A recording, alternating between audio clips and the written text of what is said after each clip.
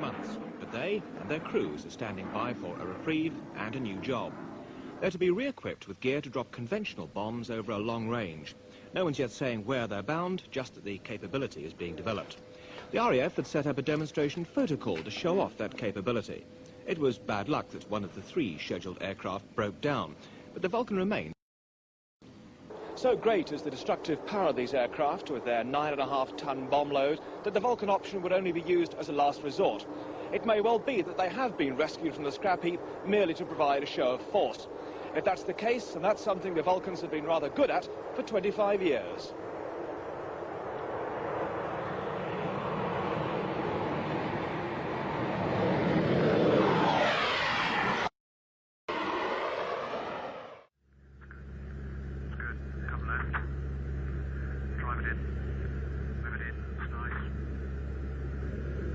It involved coordinating a fleet of 9 Victor air tankers to refuel themselves, as well as the V-Force bomber. Operation Black Buck 1 was designed to prevent the airfield being used by Argentina's high-performance jets, confining them to mainland bases and severely limiting their effectiveness. And refueled in the air by Victor tankers, dropped 21 1,000-pound bombs onto the airfield at Stanley, the capital of the Falkland Islands. Although only one of the bombs landed on the runway itself, the raids again demonstrated to the Argentines and the islanders that Britain...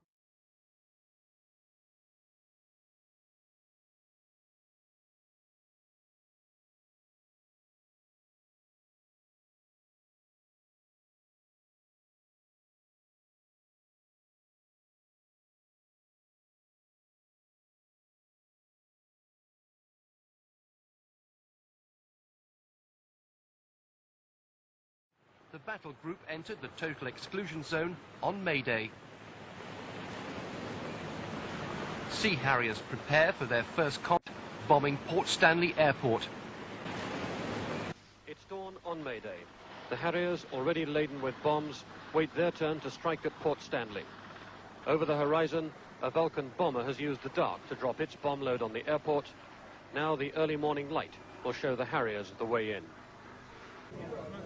By now, the main task force was about to enter the exclusion zone, and the Harrier pilots were being briefed for the first airstrike. Ted, the depression for CBU is worked out to what, 480 knots? 480 flap out, 450, sorry, yeah, 480 flap out, 450 mid flap. Yeah.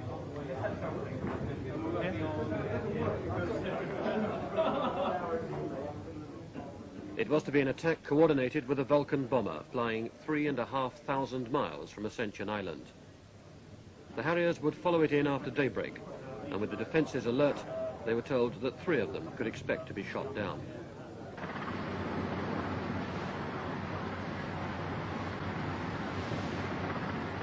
Each aircraft would take 3 bombs.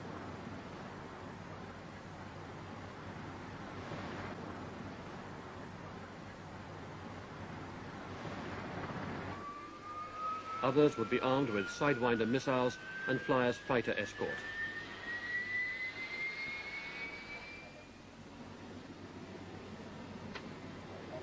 The Harrier can function as either a fighter or a bomber.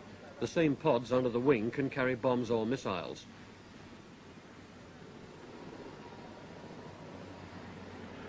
The bomb mix included high explosives for cratering the runway, some with delayed action fuses, and cluster bombs, known as CBUs, to hurl shrapnel at planes, radars, and people.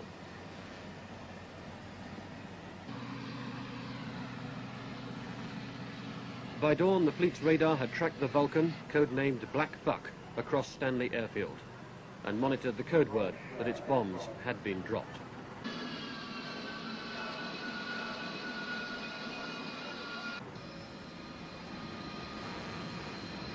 It was time for the Harriers to join the offensive to recapture the Falklands. Clear on Sea Harrier 23, after it, flying to 18 Uber. 56, close up Sea Harrier 23.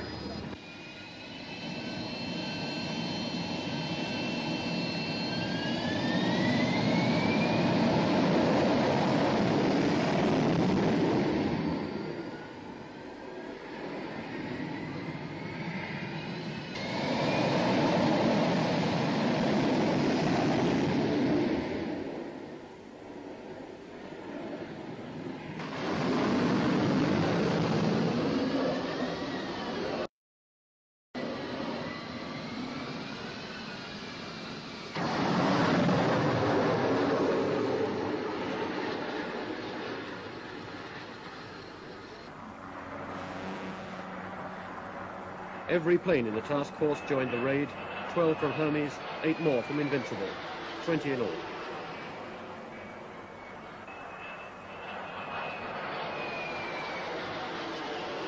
They wheeled around the sky, forming up before heading 90 miles west towards the islands. The deck is empty and silent. The main attack is on the airport at Port Stanley to stop transport planes bringing in troop reinforcements or Mirage fighters using it as a forward base.